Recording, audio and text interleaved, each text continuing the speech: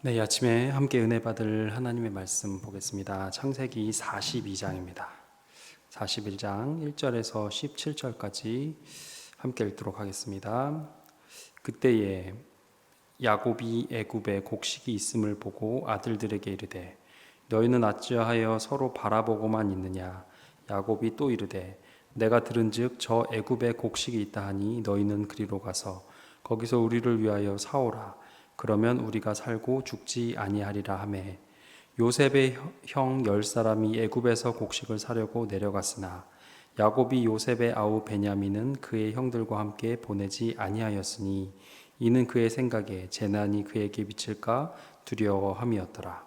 이스라엘의 아들들이 양식 사러 간 자 중에 있으니 가나안 땅에 기근이 있음이라. 때에 요셉이 나라의 총리로서 그 땅 모든 백성에게 곡식을 팔더니 요셉의 형들이 와서 그 앞에서 땅에 엎드려 절하매 요셉이 보고 형들인 줄을 아나 모른 체하고 엄한 소리로 그들에게 말하여 이르되 너희가 어디서 왔느냐. 그들이 이르되 곡물을 사려고 가나안에서 왔나이다. 요셉은 그의 형들을 알아보았으나 그들은 요셉을 알아보지 못하더라. 요셉이 그들에게 대하여 꾼 꿈을 생각하고 그들에게 이르되 너희는 정탐꾼들이라 이 나라의 틈을 엿보려고 왔느니라. 그들이 그에게 이르되 내 주여 아니니이다. 당신의 종들은 곡물을 사러 왔나이다. 우리는 다 한 사람의 아들들로서 확실한 자들이니 당신의 종들은 정탐꾼이 아니니이다. 요셉이 그들에게 이르되 아니라 너희가 이 나라의 틈을 엿보러 왔느니라. 그들이 이르되 당신의 종 우리들은 12 형제로서 가나안 땅 한 사람의 아들들이라. 막내 아들은 오늘 아버지와 함께 있고 또 하나는 없어졌나니 요셉이 그들에게 이르되 내가 너희에게 이르기를 너희는 정탐꾼들이라 한 말이 이것이니라. 너희는 이같이 하여 너희 진실함을 증명할 것이라. 바로의 생명으로 맹세하노니 너희 막내 아우가 여기 오지 아니하면 너희가 여기서 나가지 못하리라. 너희 중 하나를 보내어 너희 아우를 데려오게 하고 너희는 같이여 있으라. 내가 너희의 말을 시험하여 너희 중에 진실이 있는지 보리라. 바로의 생명으로 맹세하노니 그리하지 아니하면 너희는 과연 정탐꾼이라 하고 그들을 다 함께 3일을 가두었더라. 아멘. 우리가 이 아침에 창세기를 통해 은혜를 나누고 있습니다. 오늘 본문의 매일 성경의 큰 제목은 한 사람의 아들들입니다. 무슨 얘기죠? 야곱의 12아들, 다 한 사람의 아들들이라는 얘기입니다.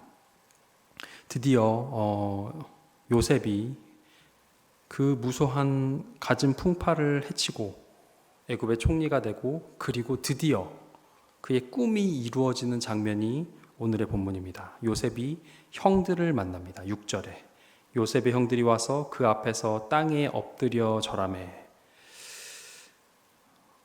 이 순간을 요셉은 어떤 감정이었을까요?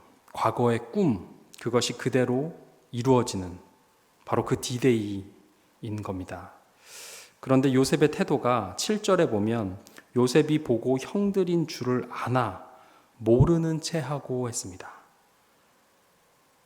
그리고 8절에 요셉은 그의 형들을 알아보았으나 그들은 요셉을 알아보지 못하더라 하였다는 거죠. 요셉이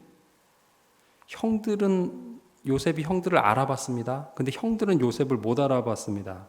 근데 요셉이 모르는 채 했다는 얘기입니다. 그리고요, 거기다가 더 모르는 채 그것을 넘어서 9절에 보면 요셉이 그들에게 대하여 꿈을 생각하고 그들에게 이르되 너희는 정탐꾼들이라 했습니다. 요셉의 태도, 자신을 알아보지 못하는 형들에게 자신을 먼저 밝히지 않아요. 그것뿐만이 아니고 오히려 그들을 당황스럽게 공경에 일부러 빠지게 합니다. 왜 그랬을까요? 왜 처음부터 어쩌면 정말 기다렸던 순간인데 형들이 왔으면 그때부터 일단 저 같으면 형님 오셨어요? 오랜만입니다. 네. 자기를 못 알아보면 얘기하고 나 요셉인데요. 그럼 형들이 얼마나 놀랄 거예요. 얼마나 정말 통쾌하지 않을까요?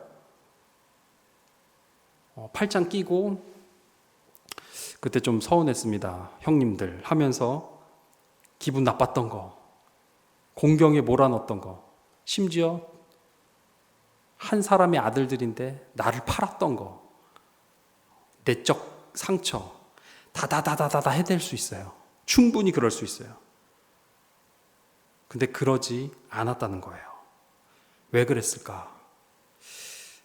지금 요셉은요, 힘이 있는 상태입니다. 과거에 나약하게 형들에게 팔렸던 그 요셉이 아니라는 얘기죠. 어쩌면 요셉은 마음만 먹으면 형들을 처리하고 그들이 한 그대로 똑같이 해주고 더 그것을 넘어서 복수하는 거 충분히 하고도 남을 힘이 있었어요. 그래서 당한 만큼 돌려줄 수 있었어요. 그렇게 해도 아무도 뭐라 할 수 있을 사람이 없는 만큼의 힘이 요셉에겐 있었고 그런 명분까지 있었어요. 그렇게 했으니까 이렇게 하는 거야. 전혀 비방거리가 아닌 거죠. 그런데 요셉은 그렇게 하지 않고 무슨 의도인지 자신을 드러내지 않고 있는 것이 오늘 본문의 이야기입니다.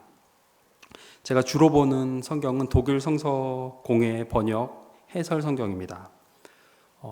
제가 제 스승님께서 추천을 하셔서 이 성경을 오랫동안 보고 있는데요.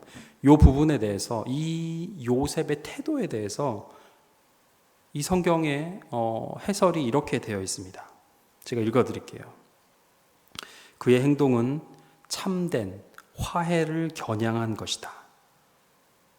뭐라고요? 화해를 위한 행동이라는 거예요. 그리고 이렇게 써 있습니다. 형들은 스스로의 경험을 통해서 자기들이 요셉에게 저질렀던 불의를 기억하게 된다 했습니다. 그냥 요셉의 권세에 눌려서 잘못했어요가 아니고 일단 그거는 모르는 상태에서 스스로의 경험을 요셉이 몰아가는 이 경험을 통해서 자신의 불의를 기억하고 최종적인 목적은 화해를 위한 거랍니다. 이 설명을 읽으며 생각났던 성경 본문이 하나 있습니다. 너무나 잘 아는 돌아온 탕자의 이야기, 누가복음 15장에 있죠. 이 아들이 아버지가 살아계신데 유산을 요구합니다. 말도 안 되는 얘기죠. 그런데 이 말도 안 되는 요구를 아버지는 들어주십니다. 재산을 내어줍니다. 우려했던 대로 방탕한 삶을 살고 다 소진하고 노숙자 신세가 되고 그리고 누가복음 15장 17절 다 망하고 이 돌아온 탕자가 이렇게 얘기합니다. 이에 스스로 돌이켜 이르되 합니다. 내 아버지에게는 양식이 풍족한 품꾼이 얼마나 많은가. 나는 여기서 줄여 죽는구나. 그리고요 18절에 보면 내가 일어나 했습니다. 누가 시키는 게 아니고요. 내가 이 엉망인 데서 스스로 일어나서 15장 17절에는 스스로 돌이켜서 이어지는 건 뭐예요? 스스로 돌이켜서 내가 일어나서 아버지께 가서 이르기를 아버지 내가 하늘과 아버지께 죄를 지었나이다. 핵심은 이거예요. 돌아온 탕자가 누가 너 그렇게 살면 안 되지. 여기 써 있잖아. 그렇게 살지 마. 니네 아버지 얼마나 가슴 아프셨겠니. 누가 지적한 게 아니고요. 스스로 깨달았어요. 자신의 생각으로, 이 경험으로 돈은 좀 썼지만 이 환경과 상황으로 그가 경험하고 스스로 돌이켰다고 성경은 썼어요. 그래서 내가 일어나서 스스로 일어나서 아버지께 돌아가는 그것이 이 스토리의 결론입니다. 그 아들을 아버지는 어떻게 하죠? 멀리서부터 뛰어와 안아주고 회복시켜 주시는 것, 여전히 그를 아들로 받아주시는 것, 그것이 돌아온 탕자의 이야기입니다. 아프지만 기다려주시는 아버지 하나님.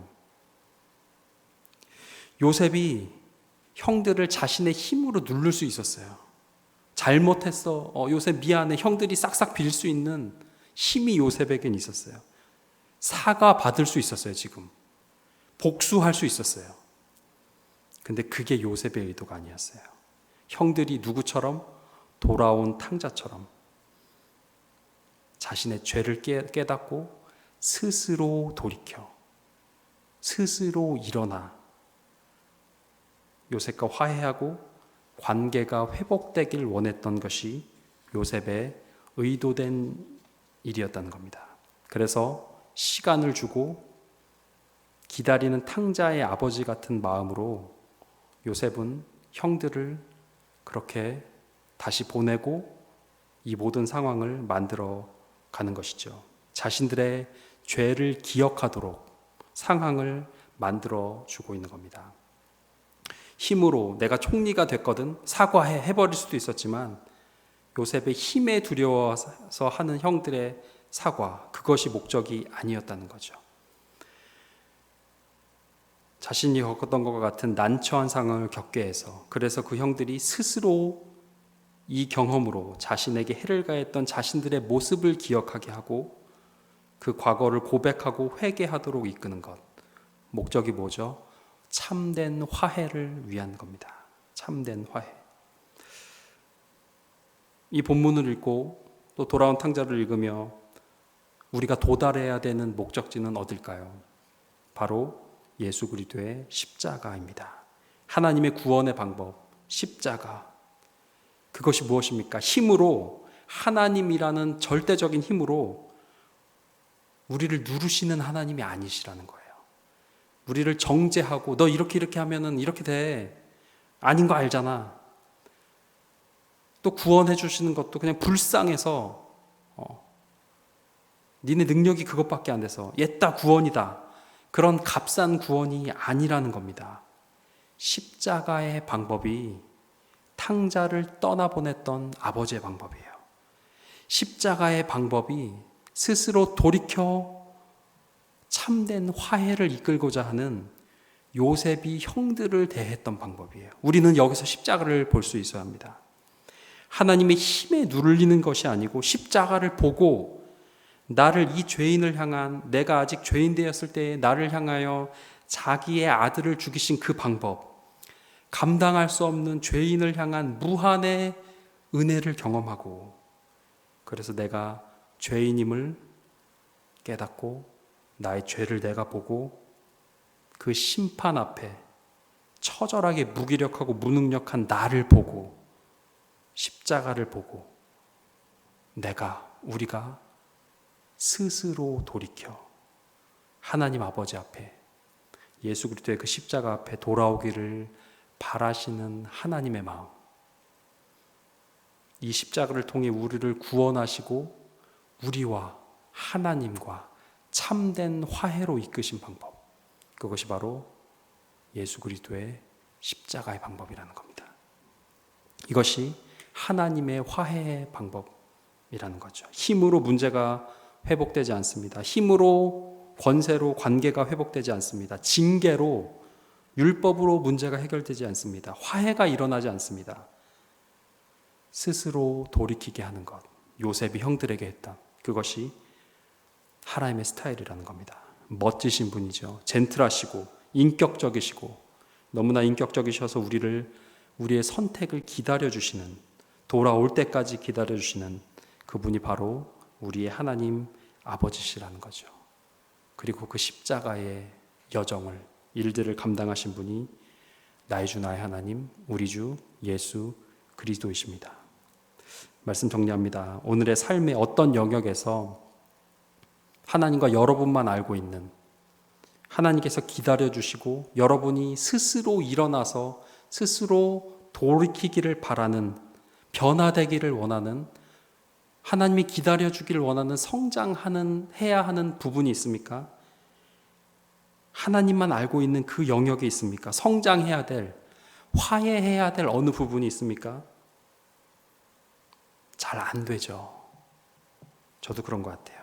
하지만 여전히 오래 참아주시고 인격적으로 기다려주시는 하나님, 네가 그렇지 뭐, 그런 태도가 아니고 너는 할 수 있어. 너는 바른 선택을 할 수 있어. 스스로 돌이켜 일어나서 나에게 올 수 있는 게 나의 자녀란다. 우리를 여전히 긍휼로 기다려주시는 그 하나님, 그 사랑에 반응하는 그 사랑에 변화되는 우리 구리죽종교회 모든 성도님들 되시길 주님의 이름으로 축원합니다. 기도하겠습니다. 기도하실 때 화해를, 참된 화해를 만들어가는 요셉의 이 모습, 우리 구주 예수 그리스도의 모습입니다. 십자가를 디자인하신 하나님의 모습입니다. 그분이 지금도 삶의 모든 영역에서 우리의 스스로 돌이킨 성장하는 자녀의 모습을 기대하십니다. 주님, 돌아온 탕자와 같이 그 마음으로 십자가 앞에, 하나님 앞에서 오늘 제가 성장하며 살기를 원합니다. 스스로 돌이킬 삶의 영역을 알게 하시고 아버지께로 돌아가는 탕자와 같은 삶의 결단, 삶의 행위의 변화가 있게 하여 주시옵소서. 함께 기도하겠습니다.